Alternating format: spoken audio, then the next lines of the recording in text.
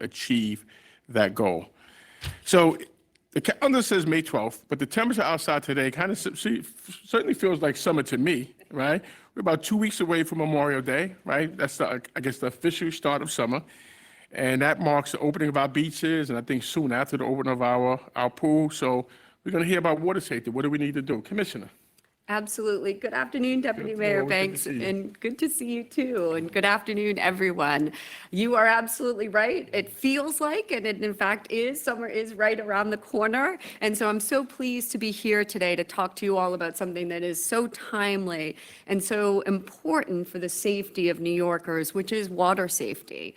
Our city, as we know, is actually a city of water. Believe it or not, with over 500 miles of shoreline, we have more waterfront in New York City than Boston, Miami, Seattle, San Francisco, Los Angeles, and San Diego combined. It's a whole lot of waterfront. And every year, millions of people visit our beaches and pools for fun, connection, and relaxation.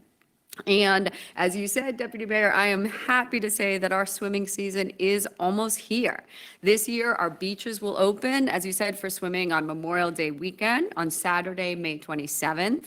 And our pools will open a month later on June 29th, right when kids get out of school for the summer, which is great. While swimming offers an excellent source of recreation and a chance to cool off on the hottest days, we must also really be vigilant, and we are at the Parks Department, in promoting water safety. First and foremost, the single most important thing that New Yorkers can do to stay safe at the beaches and pools is to follow all the directions of our lifeguards. And I have some slides here just to go over some key points. Our New York City Parks lifeguards have an excellent track record of protecting New Yorkers during operating hours in open sections of our beach. And it's really imperative that New Yorkers are mindful to only swim where lifeguards are on duty and to follow all of their directions. They are on duty 7 days a week from 10 a.m. to 6 p.m. at beaches. And no swimming sections are marked with very distinctive red flags, as we have here on the PowerPoint. Lifeguards are here for everyone's safety.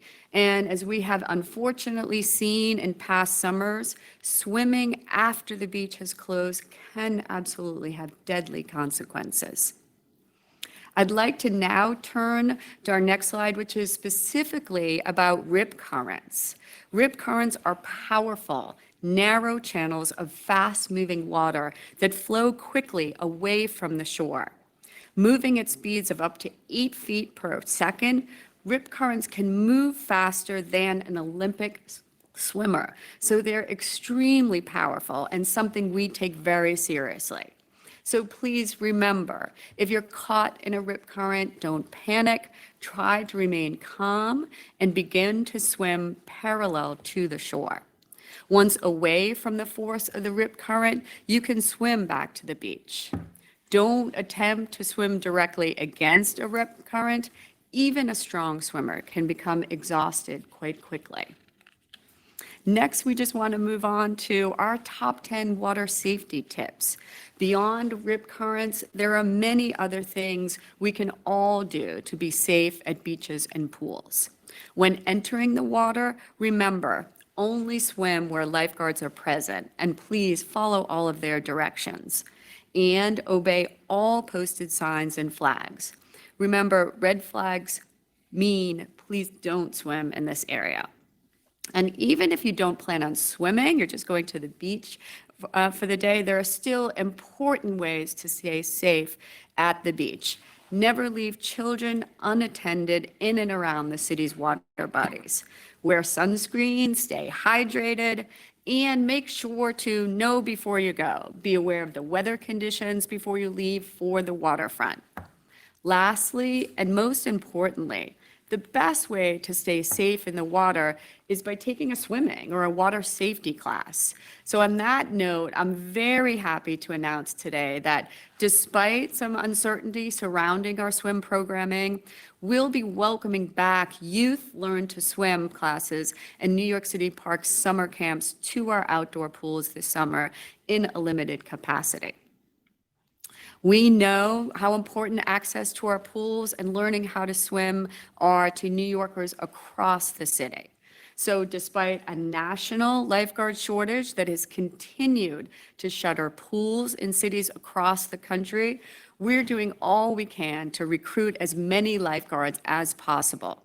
We're fortunate that here in New York City, we were able to open all of our pools and beaches last summer, and we're committed to doing that again this summer. After a very aggressive recruitment campaign over the winter, it is abundantly clear that we must continue to plan long-term for the lifeguard shortage as we build back our core to pre-pandemic levels. We also understand the grave importance of teaching the next generation how to swim for health and safety and in order to provide a pipeline for the next generation of lifeguards. Our focus has been to devise a sustainable plan for the continuation of summertime swim lessons and access for camps that least impinges on public access to pools. So this year, we will be hosting free Learn to Swim classes at 6 pools across the city. The classes are free and will be open through a lottery, which will be available on our website at nyc.gov/parks starting in June. Lastly, we absolutely want New Yorkers to be safe and have fun this summer at our pools and beaches. That's what they're there for. That's what we want people to do. So we just want to emphasize, please remember to follow all posted signage. We have examples here on the screen. Listen to the direction of lifeguards and only swim when lifeguards are present. I'm looking forward to seeing you all out there and enjoying our beaches and pools this summer. Thank you very much, Deputy Mayor, for having me. That was fantastic. You know, listen, information is the key, right? The more information you can arm yourself with, the better that you are. It actually is part of your wealth, having this information. So I just want to just clarify a couple of things. So if there's a riptide, right? You say even trained lifeguards, right? Riptide, swim, don't go up against it, swim parallel to it, correct? Exactly. Don't panic, swim parallel to the shore, just focus on getting back to shore. So very important. So we are now communicating it as best we possibly can, but we can do better if you, the audience, if you hear it, share it with one person, share with the neighbor, share with the family member. If you go up against your riptide, right, even Olympic type swimmers have challenges, right? Swim parallel, not go against it. Now, I know that we've had a national lifeguard shortages, right? So, and the lifeguards are there until 6 p.m.? Yes, Right. exactly, at our beaches. Now, you know, we do know that if we have a responsible adult, they are probably, or at least likely, not to go out there and swim when the lifeguard is not present. But sometimes these are children, right? And we're not faulting the children. We need you as the parent, you as the guardian, to get that information to your children as much as possible. We do know you go out there late at night, you're with your friends, it's fun. But if there's no lifeguard present, you just increase your chances of something happening, of you not returning, right? So we just need you to ensure that you can do all you can to get that particular message out to everyone. I'm highlighting the children now because I think from time to time we see them going out there at this particular point, but it is for anyone. No, it's convenient. You're out there, you're having a good time. Lifeguard, it's not there. It becomes certainly a no-no. But I also want to point to, you says that there's free swimming classes at 6 pools, right? And I think that we're just reopening this up. We didn't do it last year or the year before. Exactly, Deputy Mayor. We're really pleased to be able to announce today that we have, even though we know we're going to be constrained and our lifeguard numbers are still going to be constrained, we felt it was imperative to prioritize those free Learn to Swim lessons. So we're going to make our pools available for both Learn to Swim and the public so that we can have opportunities for the public to enjoy our pools, but also be building that next core of lifeguards. Listen, it's all fun until it's not fun anymore. So I think this is some very useful information. Please pass it on as effectively as you choose to. That could be your social media, your own personal conversations. And we as an administration is going to continue to get this information out. This is something that is avoidable. We could avoid some of the deaths and tragedies that take place if we share this information as much as we possibly can. So I really appreciate that. A lot of useful information. Thank you very much, Commissioner. Of course, thank you. So now we're going to hear up from the fire department. So we have the first deputy commissioner of the fire department. We have our chief fire marshal that's here now. lithium batteries, right? We are seeing a rise, once you go into that, a rise in lithium battery fires. They are probably all avoidable if we had the information. The fire commissioner was on approximately a month ago, and she gave, and I still remember it. Don't charge them overnight. Don't have them in your path. You have a regress. You have to get out the front door or the back door. They should not be at that particular path. It cuts off access. But I think we're going to see a video, and we're going to drill down specifically, right? And we had a recent fire that took place, and we had some casualties there, right? It's all fun until it's not fun anymore. So please help us pass this information along, as we will do the best that we possibly can to get this information out as much as possible. So, Commissioner, welcome. Thank you, Deputy Mayor. And I believe you're right. Getting information out to our public, to our communities, is so important for safety, so that that we could feel safe this summer and all through the year. But it means we have to look at some difficult situations.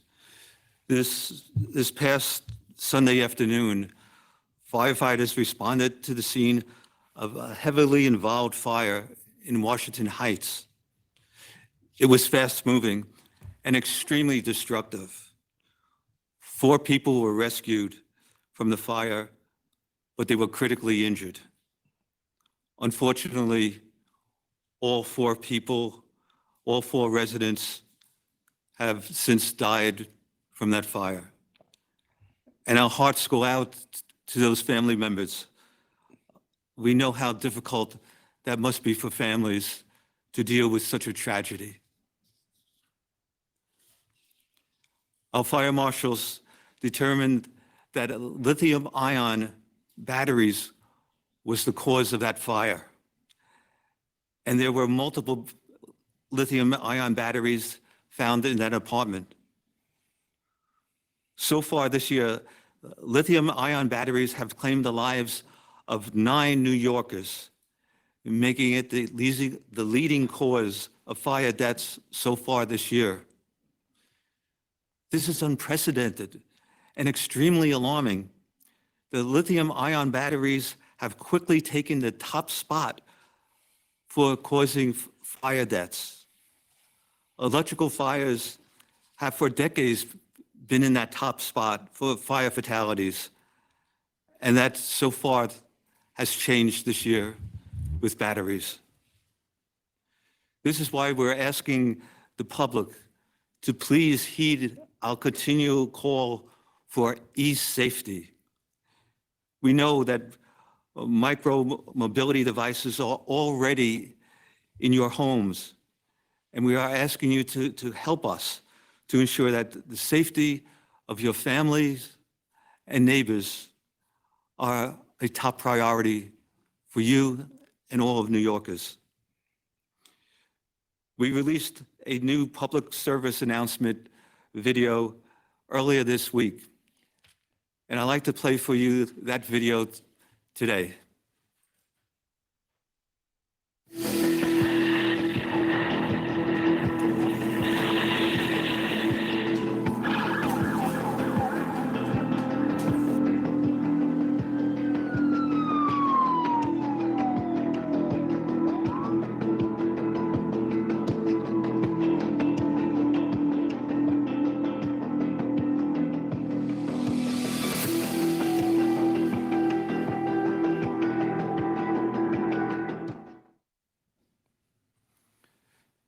Pretty powerful video when you see the batteries explode in the beginning of that film.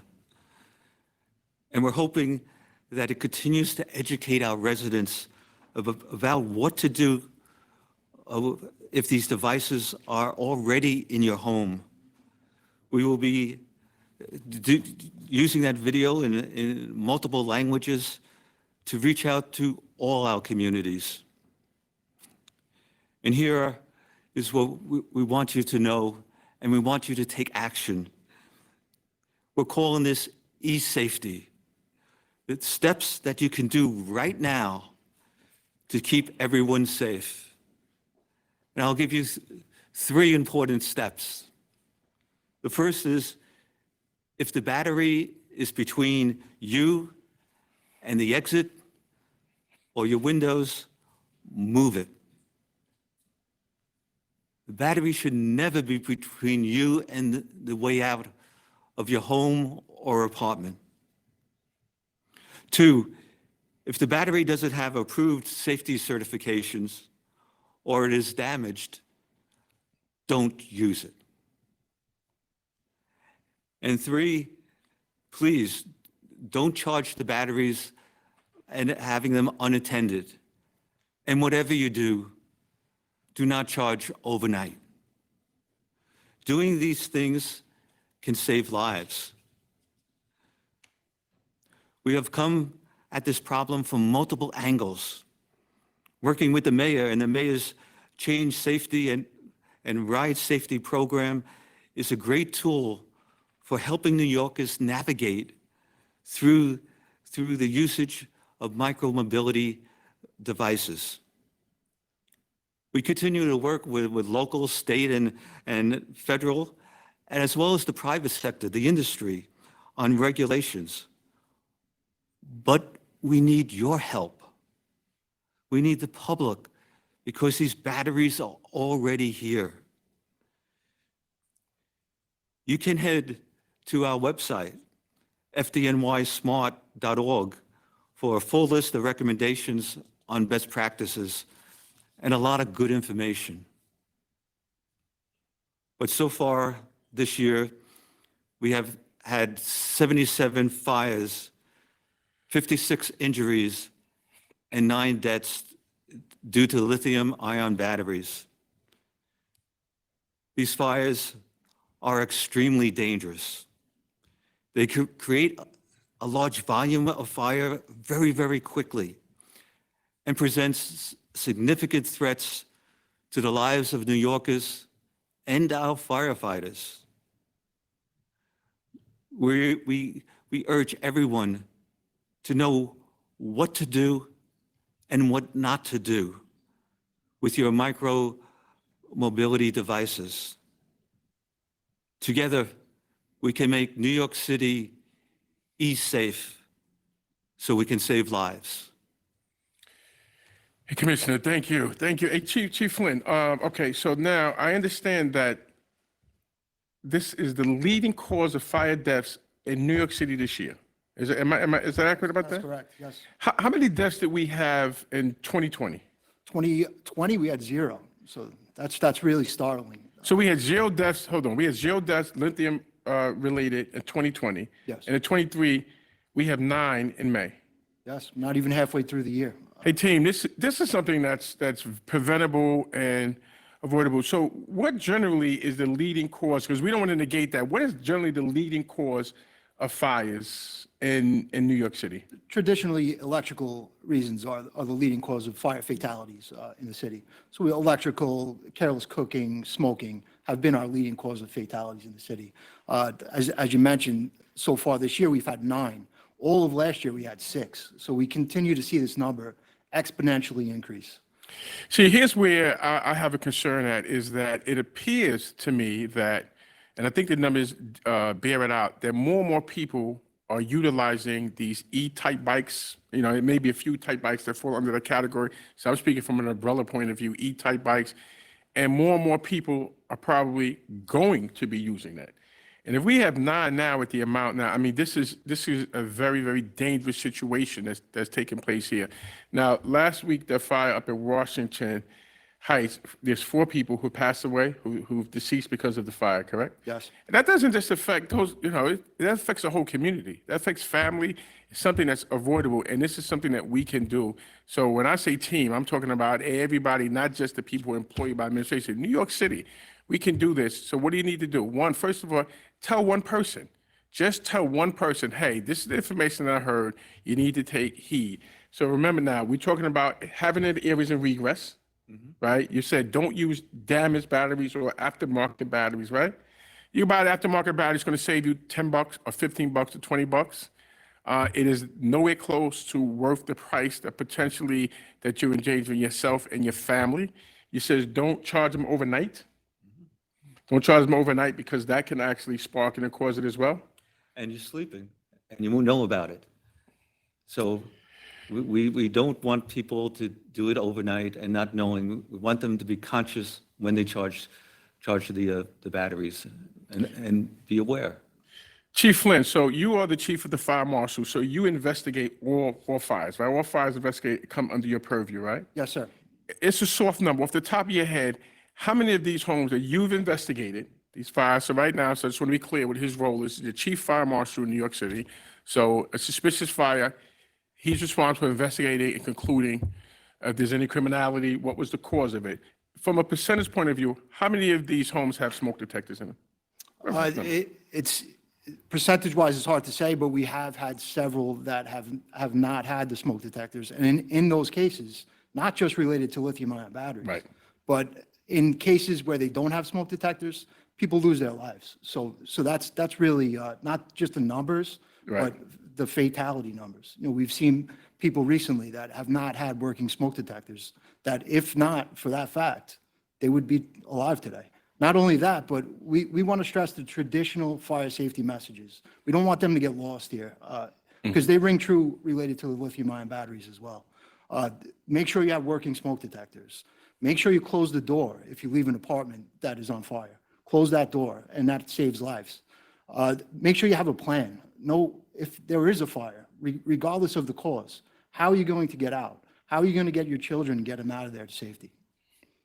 Very important. I just remember, and I think we were speaking earlier, I remember, and I'm just going back years and years and years, that I had seen a video, and it was around Christmas time, and the fire department had a Christmas tree, and they lit it on fire, and the amount of seconds that it took for the whole place to be engulfed, right? So that was a visualization that stuck with me. Also, I remember years ago that the fire department put out a close the door campaign, and it was just close the door. They told the fire, close the door, close the door. And if you keep the door closed, right, you actually prevent the spreading of the fire, you save your life, you save other people's lives there as well. These videos here, because I think that was a great visualization, can the public access those videos? Have we released those publicly yet? And how do they get those? Listen. Yes, we released it already, and they could go to the website, fdnysmart.org. And there's one other thing, as you were talking, Deputy Mayor, and you were talking about collaboration and people coming together. When it comes to e-safety, I think we should ask our young people, because a lot of them are the ones using these bikes, to be aware of this and to go home or go to their friends and say, do you know that you have to keep that battery away from your way out and not to use aftermarket and damaged batteries? So I think the message we get out to the general public, but I think we task our young people to get that message even further to all parts of our community. Good point. So we're going to push that. So that's a good point. We're going to push that on how do we get it out to as many younger people as possible. And when we say get it out to people, we want to get out to everybody, but maybe targeted, maybe a good point. And certainly if you could get that message out to the people who are viewing it now, tell one person, tell two people, tell a neighbor, tell a friend, give your cousin a call today. Just let them know that we as New Yorkers can do this. We can actually prevent people from having fatalities, whether it's in the water or within the fire. This is something that's a lot of this is under our control, and the more information that we spread and continue to talk about, we can actually improve our chances of ending up like this. So, okay, so we have some questions. Derek? Yes, thank you. Earlier this week, the administration reached out to New Yorkers asking them to submit questions for the officials that have joined us here today. We will now get to as many of those as we can with the amount of time that we have left. Our first question comes from Michael in Brooklyn for the Parks Department. He asks, has the department considered keeping the pools open late on weekends? Pool parties, essentially. There could be food and music. Thank you very much for the question. Thank you, Michael from Brooklyn, for asking the question.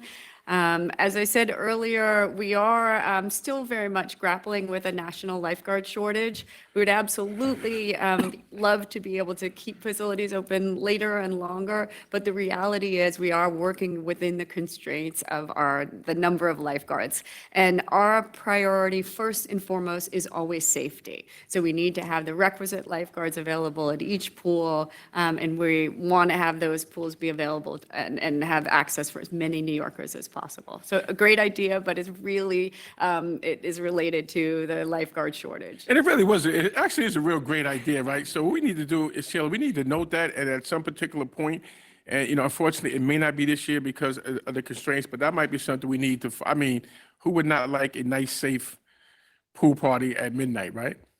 So it's a great one. We'll see about that one. Great idea, though. Thank you. Our next question comes from Franklin in Manhattan for the FDNY. Can the FDNY establish manufacturing standards for lithium-ion batteries that must be met for use in New York City? What I think the FDNY can do is to build public-private partnerships with our industry to make these batteries safer. And we're doing that already, talking to the Consumer Product Safety Administration, talking for safety certifications. So we can. It's up to the government working with the private sector to collaborate and say, this is what our communities need. We're going to use these bikes, but we need safe batteries and safe charging, and also those standards. So Deputy Mayor, I think from this table, and I know Commissioner Kavanagh and the mayor himself wants to push this forward, this idea of safety. And maybe we coin the phrase e-safety. So the public within the city and across the country, and I would even say globally, gets the message out that together we will create an environment of e-safety, so we can use these new devices and be safe at home. That's a good point. And yes. To that point, the mayor recently did sign a bill that requires devices sold within the city to be certified by a nationally tested lab. So that has been signed already. So I think that's an important first step. Right. But that doesn't negate, just for the audience side, that doesn't negate people coming in on that secondary market to sell an inferior product that is financially cheaper, but in the long run, much more expensive to do it. So in addition to the legislation that has been signed, we still need to educate ourselves and keep this information flowing. Thank you. Our next question comes from Shelly Ann in Brooklyn. This is for Deputy Mayor and also the Parks Department. I believe we've already started looking into this one. What is happening with the land on Seaview Avenue between 102nd Street and 108th Street in Canarsie? The plants are overgrown, and I used to be able to walk my dog there. The plants are overgrown? Correct. Okay, well, first thing is that, you see, that's very important. I would like to ask that question. When you get information like this, please, through any different venue that you want, but I need to hear it through 311 as well as anything additional. We track 311, we look at 311, we're looking at the responses. The mayor is ensuring that we are, in fact, tightening up to make sure that people are not only getting action taken, but they're getting it in a much more swift and nimble manner. So the first thing I would do is say that when you have any issues like that, please get it through the 311 issue that's taking place here. I'm not specifically familiar with Seaview Avenue. Is Parks Department property? Okay, so Commissioner? Thank you, Deputy Mayor, and thank you for the question, and I completely agree. We are so focused on being responsive to 311, and we're all very much looking at and responding to that incoming, so really agree with that point. Put it in 311. We are aware of this situation in this property, and we have folks that are going to be addressing it. And just make sure to flag that for me, because if it was important enough for this person to call up here, we just want to make sure that we take a real good look at that to make sure that if there's a solvable problem, we solve it as quickly as we possibly can. Thank you. The next question comes from Lee in Queens for the Parks Department, who asks, what strategy does your agency use to keep people away from staying in parks after dusk? Thank you very much for the question, and it's something that, we are very focused, as I said, this is about, this discussion today is about public safety, and we absolutely are very much focused on public safety, and that is where our PEP officers are a really important part of making sure and helping to ensure that people are following following parks rules. We also have an important partnership with PD, and we are looking to make sure that our parks are safe at all hours. Absolutely. The next question is for the FDNY from Beltron in the Bronx. This is an interesting one. He asks, can fire hydrants be closed in a way that only firefighters can open them? Thank you for that question. We're concerned about drop in water pressure, especially when there's a fire. And there are hydrants that can only be opened by firefighters. So DEP has a set of hydrants that can only be opened with a special wrench. We're also able to put on a hydro shield on the caps on the hydrant that stops anyone from opening the hydrant itself. So already we have a number of methods to deal with open hydrants, and certainly through community boards or your local firehouse, they can go and talk to the firefighters and get a shield put on the hydrant so water will not flow in a particular area. That's a very interesting question, right? Because oftentimes I know that when I was working, you had on those hot days, right? A lot of hydrants open, and it was almost like, well, it is hot and people do want to cool off, but on the flip side of it, it change water pressure and cause other issues. So very, very interesting. I like to flag that question to get back to him because I like that question, and we need to drill out and just find out the percentages and how effective that is. So I salute that question, though. And also, the local firehouses can put spray caps on. So instead of thousands of gallons coming out and people need to cool off, well, there's a spray. Spray that comes right. So Thank you. Our next question comes from Brenda in Queens for the Parks Department. She asks, will the department consider designating shallow waterfront parks properties to be sectioned off for water safety instruction and swim lessons to schools and community children? Thank you for that question, and it's such a good one. As we talked about at this briefing, water safety and learn to swim instruction is so important to the Parks Department, and that's why we're so pleased and working hard this summer to be able to offer our learn to swim classes at locations at 6 outdoor pools this summer. So appreciate the focus and interest in learn to swim. We know how important it is for New Yorkers, and as I said to the Deputy Mayor, what we want to do is we want to be building for that next generation of lifeguards. So the learn to swim we know is so important, and we're very focused on providing it. We teach how to swim, then we'll hire you, right? Exactly. Thank you.